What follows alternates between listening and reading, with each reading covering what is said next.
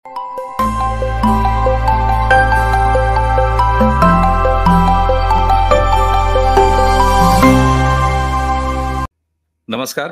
प्रारंभ पर आप सभी का स्वागत है। मैं अवनीश। दर्शकों, आज हमारे अतिथि हैं आरिफ अजाकिया साहब। आरिफ अजाकिया साहब, वैसे तो जन्म आपका पाकिस्तान में हुआ, लेकिन केवल तन से पाकिस्तानी हैं, जबकि मन से, स्वभाव से भारतीय हैं। भारतीय इसलिए हैं कि अजाक इनके गांव का नाम है, जो आप इनके उपनाम अजाकिया में देख रहे हैं, गुजरात के। रहते लंदन में हैं, नागरिक फ्रेंच हैं। इसलिए वैश्विक राजनीति पर बाहर से बैठे और यूरोपियन साइड से कैसे देखा जाए, इसका सबसे बेहतर अंदाजा अगर प्रारब्ध के इस मंच पर किसी से हासिल होता है, तो आरिफ साहब से हासिल होता है। आरिफ साहब, बहुत-बहुत स्वागत है आपका। नमस्कार। नमस्कार आपको भी, दर्शकों को भी, और thank you very much for inviting me again. आपके प्रोग्राम में आके ऐसा ही लगता है जैसे अपने घर आए हैं वापस। और यह है कि आपके साथ तो इतने यादगार लम्हात, इतनी पवित्र स्थानों पे, मथुरा में, काशी में, अयोध्या में, लखनऊ में, हर जगह, तो थैंक यू वेरी मच। जी साहब, और अभी-अभी हमारा 45 दिनों का महाकुंभ है, बीता है। आप डिजिटल और इंटरनेट के थ्रू उससे लगातार जुड़े रहे। तो हाँ, जैसा है वैसा है। लेकिन हम आपको जरा भारत से बाहर और भारत में बैठ के इस समय अमेरिका, रशिया और उसी के साथ यूरोप, बहाना है जेलेंस्की का यूक्रेन, रशिया यूक्रेन वार। लेकिन जिस तरीके से जियोपॉलिटिक्स में एक नया पूल उभरता हुआ दिखाई दे रहा है, मैं आरिफ साहब आपसे वो समझने का प्रयास करूंगा। पुतिन और ट्रंप, ये एक टेबल पर दिखाई दे रहे हैं, जबकि ट्रंप के साथ यानी अमेरिका के साथ जो जेन्युइन पार्टनर रहा है पूरा का पूरा यूरोप, वो अलग थलग पड़ता हुआ दिखाई दे रहा है। क्या मेरी अंडरस्टैंडिंग सही है या मैं सिरे से गलत हूं? सबसे पहले यहीं से शुरू करते हैं। देखें, काफी इसका डिटेल्ड, मतलब ये तो सुझे है, तो सब्जेक्ट है। पहली बात तो ये है कि देखें, ट्रंप आया है एक्सट्रीम राइट की आइडियोलॉजी में। ट्रंप बिलीव करता है। ये बात तो किसी को भी भूलना नहीं चाहिए कि ट्रंप शायद सबसे पैट्रियोटिक अमेरिकन है, और वो सिर्फ अमेरिका का सोचता है। यूरोप का ये हाल है कि यूरोप इस वक्त इंटरनेशनल लेफ्ट इकोसिस्टम के कंट्रोल में है। यूरोप के मेजर कंट्रीज में सिवाय इटली और हंगरी के और स्लोवेकिया, इन 3 कंट्रीज के अलावा बाकी सब जगह एक्सट्रीम लेफ्ट और सेंटर राइट की जो भी पार्टियां हैं, जैसे फ्रांस में सेंटर राइट है, लेकिन वो भी पॉलिसी वाइज एक्सट्रीम लेफ्ट की तरफ जा रही हैं। कल विक्टर ऑर्बन है, प्राइम मिनिस्टर हंगरी, उन्होंने एक ट्वीट की थी कि अमेरिका में इंटरनेशनल लेफ्ट इकोसिस्टम को जबरदस्त शिकस्त दी है ट्रंप ने। इसके बाद इंटरनेशनल लेफ्ट इकोसिस्टम ने यूरोप में पंजे गाड़ दिए हैं, और अब वो यूरोप में चीजें कर रहे हैं। और जो यूरोप की सरकारें लेफ्ट के नहीं है, उनमें वो आतंकवाद और आंदोलन फैला रहा है। और उन्होंने नाम लिया कि सर्बिया की पार्लियामेंट में स्मोक बॉम्ब मारे गए कल, यानी परसों। ये ट्वीट कल की थी। और सर्बिया में सड़कों पे आंदोलन शुरू करवा दिए क्योंकि वो लेफ्ट इकोसिस्टम की दादागिरी को नहीं मानते। तो एक बात तो ये समझनी होगी कि यूरोप से दूरी की वजह शायद ट्रंप की आइडियोलॉजी और यूरोपियंस जो हैं उनकी आइडियोलॉजी में बहुत बड़ा फर्क है।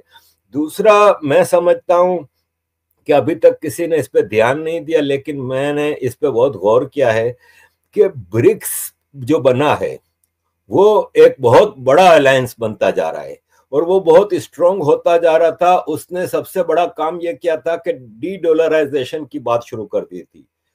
और ट्रंप ने आने से पहले और आने के फौरन बाद भी कहा था कि अगर डॉलर को हटाया ब्रिक्स ने, तो मैं ब्रिक्स कंट्रीज के ऊपर 100% टैरिफ डाल दूंगा।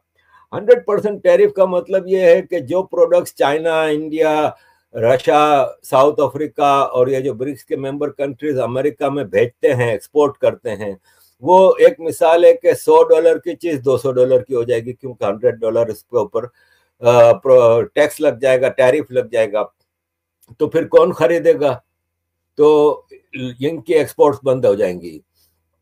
तो ब्रिक्स को तोड़ने के लिए शायद इसने ये सोचा कि बेहतर है कि जो बड़ी पावर है मिलिट्री वाइज, तो रशिया दूसरी बड़ी पावर है, तो उसके साथ मिल जाओ, उससे लड़के हम क्या मिला, 100 साल से लड़ रहे हैं। 1917 में बना था सोवियत यूनियन और 1991 में टूटा। तो सोवियत यूनियन के टूटने के बाद भी रशिया से हम कन्फ्रंटेशन की पॉलिटिक्स कर रहे हैं, उसका हल क्या, उसका नतीजा क्या? इससे बेहतर है कि रशिया के साथ करीब हो जाओ तो ब्रिक्स ऑटोमेटिक कमजोर हो जाएगा। इंडिया को थोड़ा डराया धमकाया कि 100% टैरिफ डाल देंगे, और अभी वापस कल कहा परसों कि मैं इंडिया, हमारे ऊपर कई प्रोडक्ट्स के ऊपर इंडिया 100% टैरिफ लेता है, तो फिर हमें भी 100% करना पड़ेगा। तो जयशंकर जी ने फौरन कह दिया कि नहीं नहीं नहीं, ब्रिक्स में कभी भी डॉलराइजेशन की बात नहीं हुई है, और इंडिविजुअली कुछ कंट्रीज बात करते थे लेकिन कोई यूनाइटेड उस पर आया नहीं है। तो सबसे बड़ा काम वो कर रहा है, वो आपकी बात सही है कि चाइना रशिया की दूरी करने की कोशिश करेगा, लेकिन इतना आसान नहीं है। देखें, रशिया को भी पता है कि आज ट्रंप है, 3 साल बाद ट्रंप नहीं होगा। कल ट्रंप के आने से पहले जो पॉलिसीज थी, आज 180 डिग्री पे यू टर्न हो गया है। हो सकता है कल कोई और आ जाए, तो अमेरिका के ऊपर वो भरोसा करके चाइना से अपने ताल्लुकात खराब तो करेगा नहीं। और चाइना भी जानता है कि रशिया के साथ मिल के और वो ज्यादा स्ट्रांग होगा, क्योंकि चाइना रशिया की इकोनॉमी मिलकर अमेरिका की इकोनॉमी के बराबर हो जाते हैं। चाइना रशिया की मिलिट्री मिलके अमेरिका की उससे बढ़ जाते हैं। अब आपका बेसिक सवाल यूरोप के हवाले से, तो देखें, सेकेंड वर्ल्ड वॉर तक दुनिया की सुपर पावर 3 थी, 4 थी बल्कि। एक था इंग्लैंड जो आधी दुनिया पे रूल कर रहा था, एक था फ्रांस जो बाकी दुनिया पे रूल कर रहा था, एक था रशिया जो वाकई सोवियत यूनियन बहुत बड़ी पावर थी, और एक था अमेरिका। इसके अलावा यूरोप में जो सबसे बड़ी पावर इमर्ज कर रही थी वो जर्मनी थी। और फिर हिटलर ने जो जंग शुरू की सेकेंड वर्ल्ड वॉर, उससे यूरोप कमजोर होता गया, क्योंकि उस जंग से जर्मनी जो इतनी बड़ी पावर बन गई थी वो भी कमजोर होती गई, और इंग्लैंड और फ्रांस भी उस जंग में तकरीबन हार चुके थे। हिटलर से गलती ये हुई कि इसने रशिया पे हमला कर दिया। वो बढ़ते बढ़ते पूरा ईस्ट यूरोप खाने के बाद रशिया पे इसने जो हमला किया ना, वो उसकी सबसे बड़ी गलती थी। और रशिया ने जो फिर मुकाबला किया, और अगर आप देखें तो सेकेंड वर्ल्ड वॉर में सबसे ज्यादा जानों की कुर्बानी रशिया ने दी, सोवियत यूनियन ने दी। मिलियंस ऑफ सोवियत यूनियन फौजी मारे गए थे इस जंग में। और अगर किसी ने हिटलर को हराया है तो रशिया ने हराया है। अमेरिका तो 1945 में फ्रांस के नॉर्मंडी पोर्ट पे इनके जहाज आके रुके, और 45 में जब जंग तकरीबन हार चुका था हिटलर, तो इनके फौजी आए थे। और जो एटम बम मारे थे वो तो जापान की साइड पे थे। वो भी आपको पता है कि पर्ल हार्बर पे जापान ने हमला कर दिया था अमेरिका के, तो उसके जवाब में तो यूरोप में जो यूरोपियंस को बचाया है वो सोवियत यूनियन या रशिया ने बचाया। जंग के बाद क्या हुआ कि कमजोर हो गए रशिया, वो फ्रांस और इंग्लैंड। इसके बाद डीकोलोनाइजेशन हुआ। कोलोनाइजेशन में ये फायदा था कि इंडिया को, अफ्रीका को, मिडिल ईस्ट को लूट मार करके ये अपनी इकोनॉमी को संभाले हुए थे। डीकोलोनाइजेशन हुए तो इनकी सबसे बड़ी सोने की कान भारत थी। भारत अलग हो गया इंग्लैंड से, इनकी इकोनॉमी को धचके लगे। फिर अफ्रीका में डीकोलोनाइजेशन हुआ, मिडिल ईस्ट में हुआ, बाकी एशियन कंट्रीज में हुआ। इससे यूरोप कमजोर होता गया। नेटो बनाया गया। नेटो का आज की तारीख में हाल ये है कि 1.3 ट्रिलियन डॉलर का इनका बजट है। उस 1.3 ट्रिलियन डॉलर में से 8.6 billion dollar, 860 billion dollar America दे रहा है। यानी 65% नेटो का बजट अमेरिका दे रहा है। 30 से ज्यादा मुल्क हैं, यानी अमेरिका के बगैर नेटो की कोई औकात नहीं। डोनाल्ड ट्रंप ने यह देखा कि एक तो ये यूरोपियन सुधरने को तैयार नहीं, ये मुसलमान टेररिस्टों को भर भर के यूरोप में जमा कर रहे हैं। कल हमारे एक मेंबर ऑफ पार्लियामेंट हैं, British member of parliament Bob Blackman, उन्होंने पार्लियामेंट में स्पीच करते हुए कहा कि यूनाइटेड अरब इमारात ने 19 इस्लामिक टेररिस्ट ऑर्गेनाइजेशनों पे पाबंदी लगा दी है। उसने कहा उन 19 में से 8 के हेड ऑफिस यूके में है। कहता है एक मुसलमान देश उन इस्लामिक टेररिस्ट ऑर्गेनाइजेशनों पर पाबंदी लगाता है 19 में, उस पे 8 हमारे अपने यूके में हेडक्वार्टर हैं, तो उसका जवाब चाहिए मुझे। तो यूरोप को डोनाल्ड ट्रंप ने देखा कि ये लोग तो अपनी आवाम का नहीं सोच रहे, ये तो पता नहीं किस तरफ लेके जा रहे हैं यूरोप को।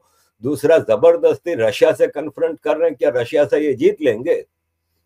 British prime minister last week गए थे अमेरिका उससे डोनाल्ड ट्रंप से मिलने के लिए। जिस दिन वो जेलेंस्की वाली मीटिंग हुई जो कि पूरी दुनिया में बड़ी हिट हुई, उससे एक दिन पहले तो केयर स्टारमर और डोनाल्ड ट्रंप बैठे हुए हैं, और केयर स्टारमर जर्नलिस्ट को बता रहा है कि देखें रशिया ने ये कर दिया वो कर दिया।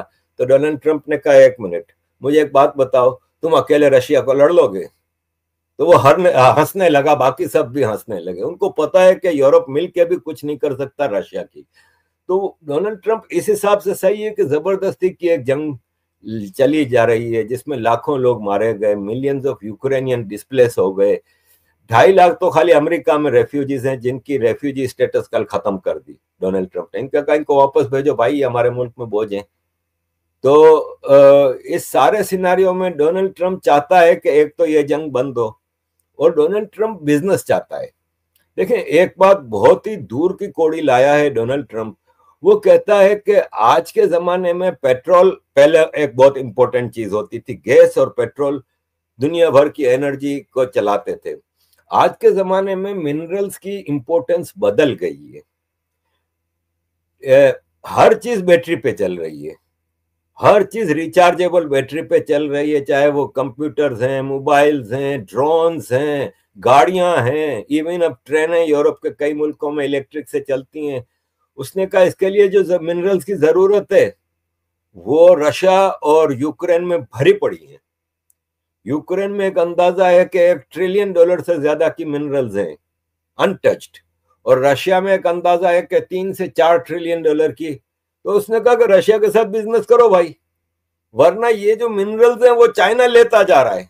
अफगानिस्तान में माइनिंग चाइना कर रहा है, अफ्रीका में माइनिंग चाइना कर रहा है। तो चाइना पूरी दुनिया को कंट्रोल करेगा कल को, अगर इसके कंट्रोल में ये सारी चीजें आ गई तो हमें चाहिए कि हम इन्वेस्टमेंट करें रशिया में, यूक्रेन में, वहां से मिनरल्स निकालें, वो भी कमाएं हम भी कमाएं, और ये जो प्रेशियस मिनरल्स हैं इनके ऊपर कंट्रोल चाइना के बजाय हमारा हो जाए।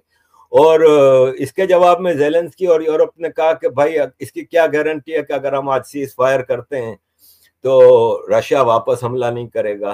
तो इसने कहा यार बेवकूफों, अगर अमेरिकन कंपनीज यूक्रेन में खुदाई कर रही हैं, माइनिंग कर रही हैं, तो रशिया क्यों हमला करेगा? इसलिए कि रशिया को पता है कि इसका ऊपर हमला करने का मतलब अमेरिका फिर डायरेक्ट हमसे लड़ेगा, क्योंकि अमेरिकन कंपनीज हैं, अमेरिका की बिलियंस ऑफ डॉलर की इन्वेस्टमेंट होगी, अमेरिका के लोग उधर होंगे।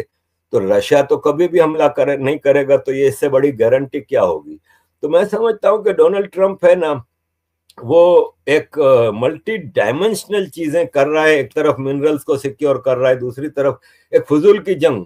आपने देखा कि सेकेंड वर्ल्ड वॉर के बाद ये जो सोवियत यूनियन टूटा 91, तब तक कोल्ड वॉर चलती रही। कोल्ड वॉर ने भी दुनिया को तबाह करके रखा हुआ था। तो डोनाल्ड ट्रंप समझता है कि आज चाइना बहुत बड़ा दुश्मन है, चाइना एक ऐसा कंट्री है जो सबको खा जाएगा, एक ड्रैगन है। तो इससे बेहतर है कि रशिया और चाइना दोनों को ज्वाइन करवा दें आप, और उनसे लड़ते रहें। इससे बेहतर है रशिया को थोड़ा साइड पे करें, रशिया से दोस्ती करें, आप रशिया में इन्वेस्टमेंट करें। और यूरोप इस मामले में डोनाल्ड ट्रंप के साथ चलने को तैयार नहीं, विच इज सुसाइडल। ये मैं समझता हूं कि यूरोप आत्महत्या की तरफ जा रहा है। बिल्कुल, और ये स्थिति है कुल मिला के जो एक मोटा मोटी समझ में आती है बात। आपने जैसे कहा कि नेशनलिस्ट बंदा है ट्रंप, ये समझ में आता है। और जैसे ही ट्रंप के नेशनलिस्ट होने की बात आती है सामने, तो आप देखिए इसी विवाद को लेके, इसी मसले को लेके यहाँ मेलोनी जो है वो कहीं अलग खड़ी हैं, उधर हंगरी वाले बंदे जो हैं वो कहीं अलग खड़े हैं। यानी यूरोपियन यूनियन के अंदर भी अलग अलग आवाजें उठती हुए दिखाई दे रही हैं। कुल मिला के ये लेफ्ट वर्सेस राइट का एक तो मसला लग रहा है, दूसरा चाइना को ठिकाने लगाने का मतलब ये मसला लग रहा है। लेकिन इस सबके बीच में। यूरोप में दम है नहीं, यूरोप के देशों में दम असलहे है नहीं। यूक्रेन को उन्होंने कितना दिया है ये दुनिया जानती है। उन्होंने इतना ही दिया है कि बस वो थोड़े बहुत दीपावली मनाता रहे, लेकिन जंग जीत सके इस लायक कभी किया ही नहीं उसको। फिर आखिर किस अग्राहट में, अगर आप अग्राहट वर्ड समझ रहे हो, तो एक जो सो कॉल्ड दम सुप्रीमेसी, क्या वाकई गोरी चमड़ी अभी भी उसी नशे में है, अपनी असलियत नहीं समझ पा रहे हैं? और आज की जो वर्तमान स्थिति है, जो बदलते पॉलिटिक्स की स्थिति है, जिसमें चीन जैसा ड्रैगन ट्रंप को तो दिखाई दे गया, वही ट्रंप, वही अमेरिका, जो कि चाइना का सबसे बड़ा जो है वो बायर है उनके सामानों का। ऑस्ट्रेलिया भी है, लेकिन मतलब अमेरिका से बड़ा कौन है? लेकिन ट्रंप को दिखाई दे गया कि हमारा देश, हमारी सोसाइटी, वो कल्चर से हम न रहें, हमारे यहाँ अवैध लोग, इलीगल लोग ना रहें। यहाँ तक कि इंडिया वालों को भी, हमारे पंजाबी भाइयों को, डंकी रूट वालों को उठा के खदेड़ के भेज दिया। आखिर किस अग्राहट और किस नशे में यूरोप है, यूरोपियन सोसाइटी है? अवनीश भाई, यही तो हम भी सोच रहे हैं कि क्या कर रहे हैं। मैंने आपको अभी वर्ड यूज किया कि सुसाइडल पॉलिसीज हैं, यूरोप को तबाही की तरफ लेके जा रहे हैं। अब देखें, एक चीज मैं आपको बताता हूं कि पेट्रोल इस वक्त भी दुनिया की सबसे इंपॉर्टेंट मिनरल है। पेट्रोल दुनिया में सबसे ज्यादा कहां से निकलता है? सऊदी अरब से नहीं निकलता। अमेरिका दुनिया का सबसे ज्यादा पेट्रोल सबसे बड़ा, प्रोड्यूस करता है। बिल्कुल, बिल्कुल, यूरोप बिल्कुल। में पेट्रोल है? नहीं है। यूरोप में है क्या? गैस है? नहीं है। ये रशिया यूक्रेन वार से पहले इनकी गैस की सारी सप्लाई रशिया से आती थी। इन्होंने बाकायदा एक नॉर्थ स्ट्रीम पाइपलाइन बनाई थी जिसकी इन्वेस्टमेंट जर्मनी ने की थी। रशिया से डायरेक्ट जर्मनी तक पाइपलाइन आती थी, जिसमें रास्ते में जितने कंट्री पड़ते थे उनमें वो गैस सप्लाई करते थे, पाइपलाइन बीच बीच में डाल के, और पूरे यूरोप को गैस मिलती थी। फूड ग्रेन दुनिया में सबसे ज्यादा रशिया यूक्रेन सप्लाई करते थे। यूरोप का सारा फूड ग्रेन जैसे गेहूं है, चावल है, कॉर्न है, ये सब रशिया यूक्रेन से आते थे। एग्रीकल्चर, साउथ अफ्रीका, इजराइल वगैरह से इनके फ्रूट वेजिटेबल सब आते थे, नॉर्थ अफ्रीका से। इनके पास है क्या कि किस बुनियाद पे ये मान कर रहे हैं? कल फ्रेंच पार्लियामेंट में स्पीच करके प्रेसिडेंट मैक्रोन ने एक प्रेस फ्रेंच लोगों से डायरेक्ट टीवी पे एक खिताब किया, जिसमें कहा कि हम रशिया यूक्रेन सीज फायर नहीं होने देंगे, और हम समझते हैं कि रशिया का टारगेट यूरोप है, फ्रांस खतरे में है, रशिया पूरे यूरोप पे कब्जा करना चाहता है, और हम लड़ेंगे और हम अपनी फौजें भेजेंगे यूक्रेन में। मतलब मैं समझता हूं ये जितनी बातें की हैं बेवकूफी की हैं, कि इनकी औकात नहीं है। यूरोप मिल के भी इतनी औकात नहीं।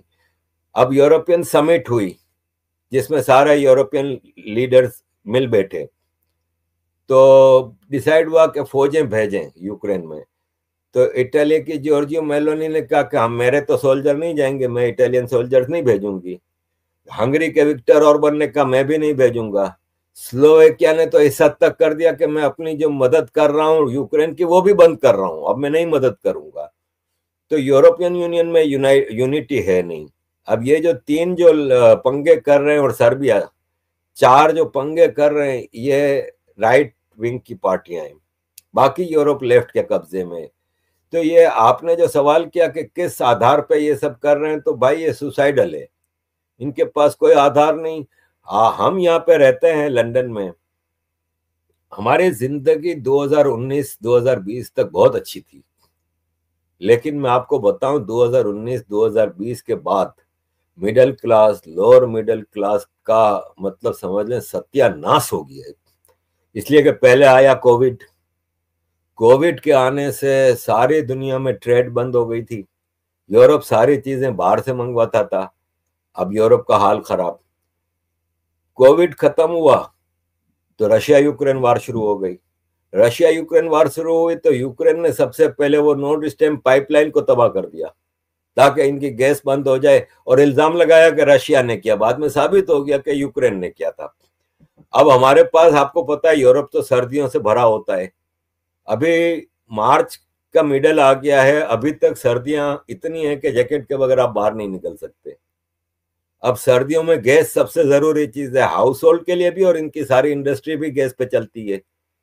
गैस बंद, ना यूक्रेन से आ रही है ना रशिया से आ रही है, अमेरिका से डबल प्राइस पे खरीद रहे हैं क्योंकि अमेरिका से सीधा शिप आ जाता है, लेकिन अरबियन कंट्रीज, कतर, सऊदी अरब वगैरह से रूट बहुत लंबा और डिफिकल्ट पड़ता है।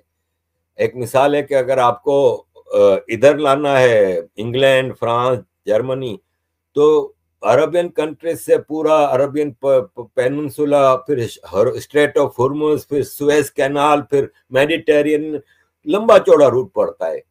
तो इस हवाले से अमेरिका से डबल प्राइस पे गैस खरीद रहे हैं।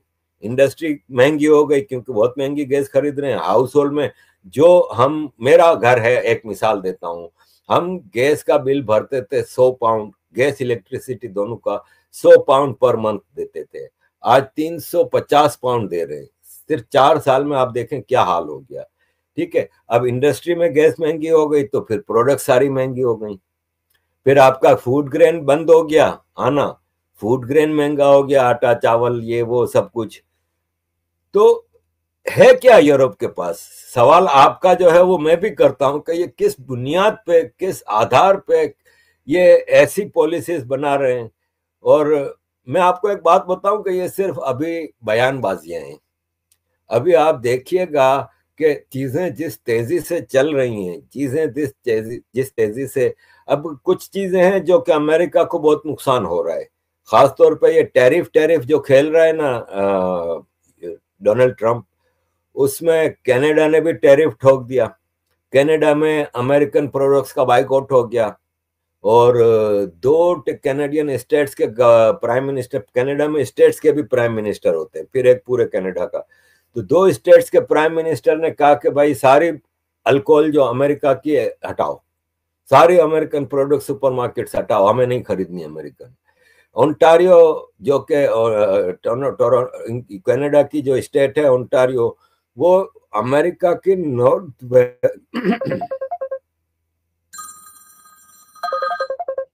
हेलो जी जी।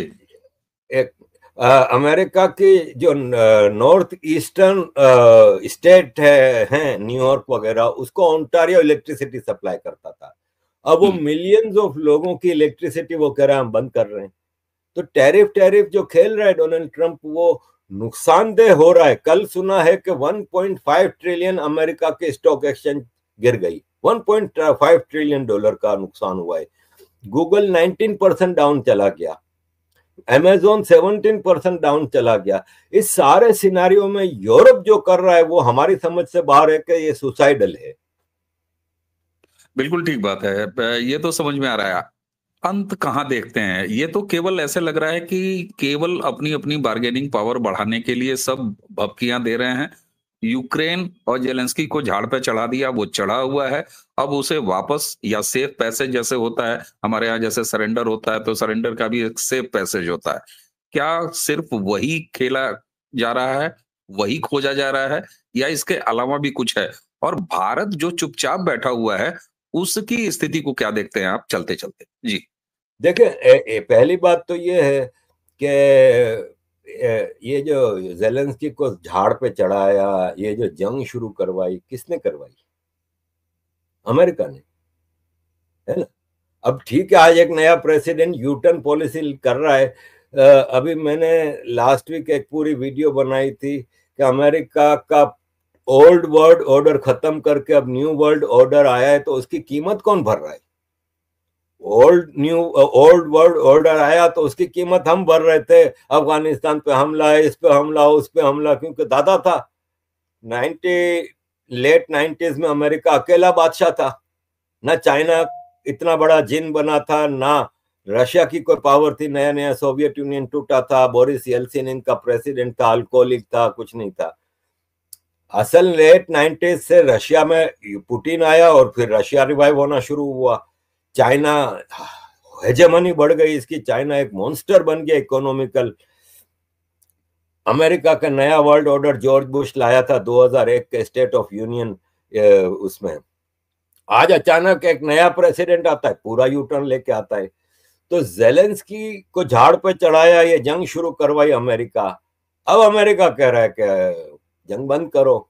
तो इसकी कीमत यूरोप ने सबसे ज्यादा भरी है, क्योंकि यूरोप में ही मैंने आपको अभी प्राइसिस के हवाले से, इन्फ्लेशन के हवाले से, इकोनॉमी के हवाले से बताया।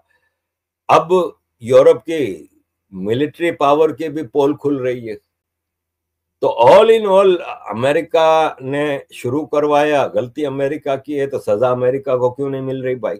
लेकिन किसके बाप की हिम्मत है, बिल्ली के गले में घंटी कौन बांधेगा, ये किसी की है ही नहीं।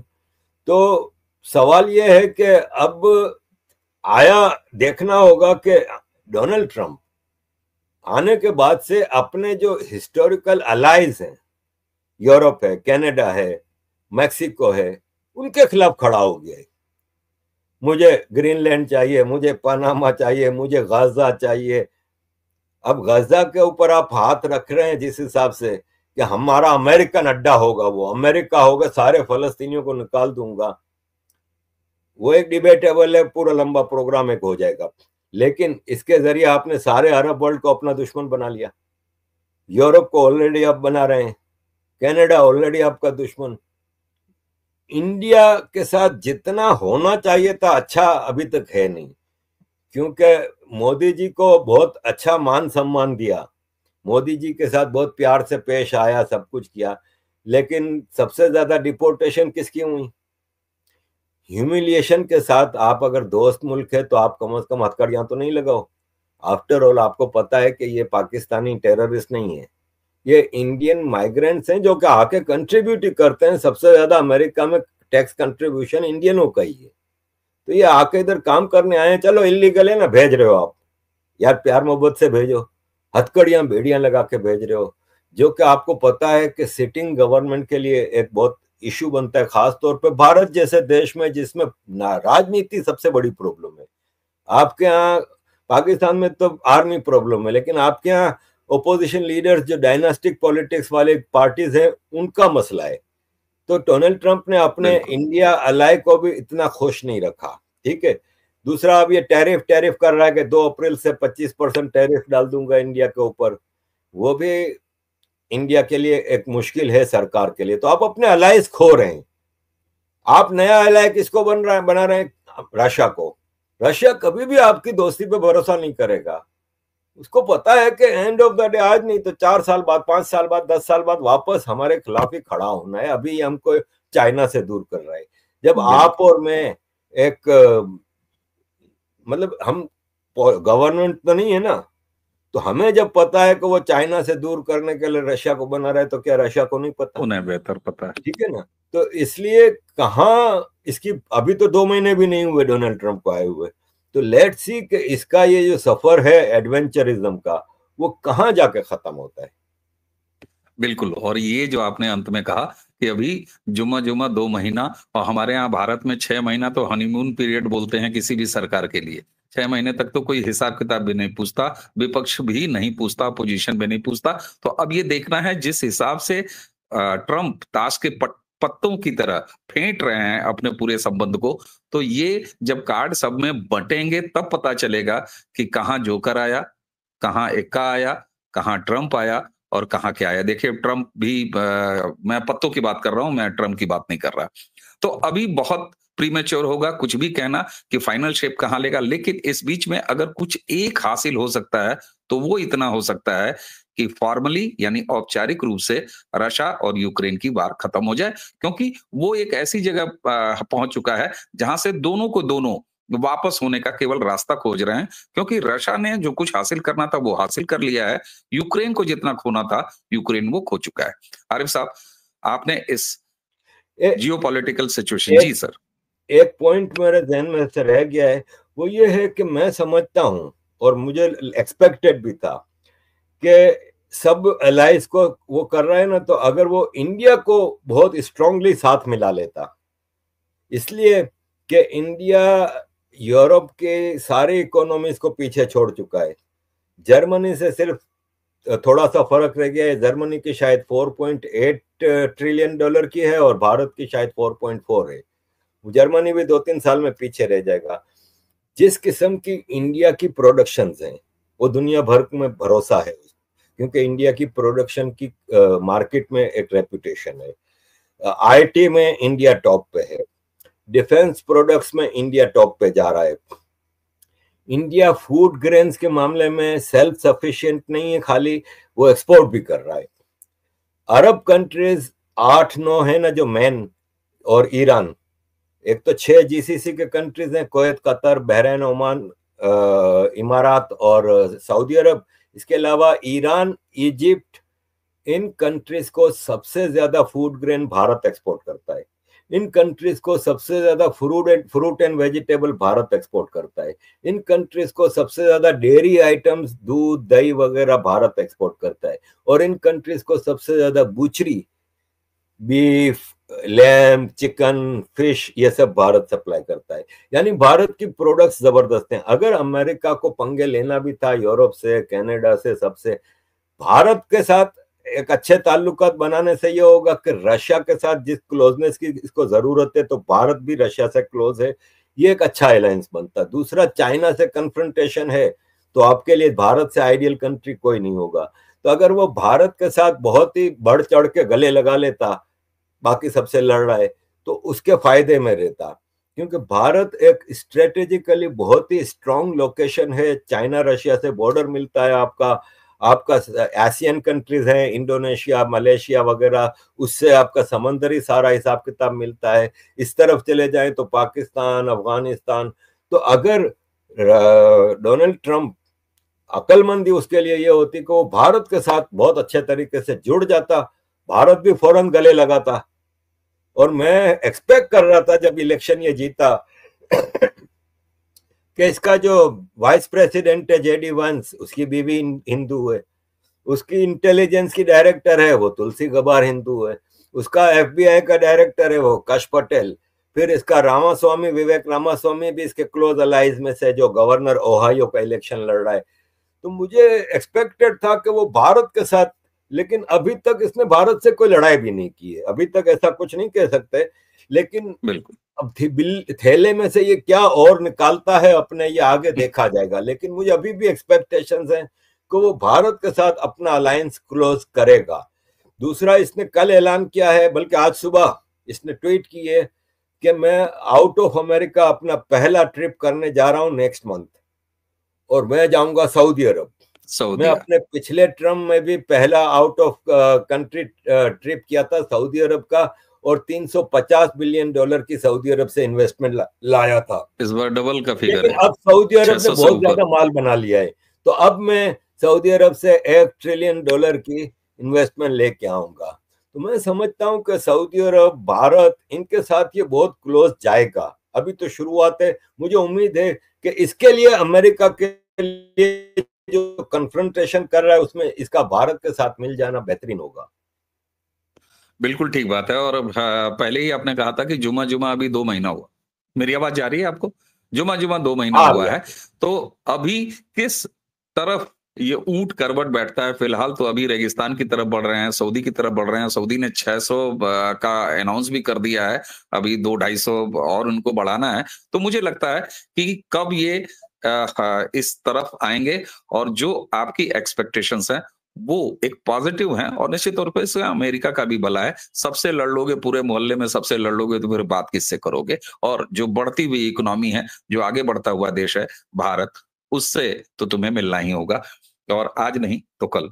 आरिफ साहब, आपने हमें समय दिया। इतने क्लिष्ट क्लिष्ट मतलब इतने टिपिकल और इतने ज्यादा उलझा हुआ जो कुछ, क्योंकि सुबह कुछ और, शाम को कुछ और, दोपहर में कुछ और, अगले दिन कुछ और तीसरे दिन का उम्मीद ही नहीं है कि क्या हो जाएगा। ऐसी स्थिति में ये ऐसा ऑनगोइंग प्रक्रिया है कि जिस पर लगातार बातचीत करनी पड़ेगी।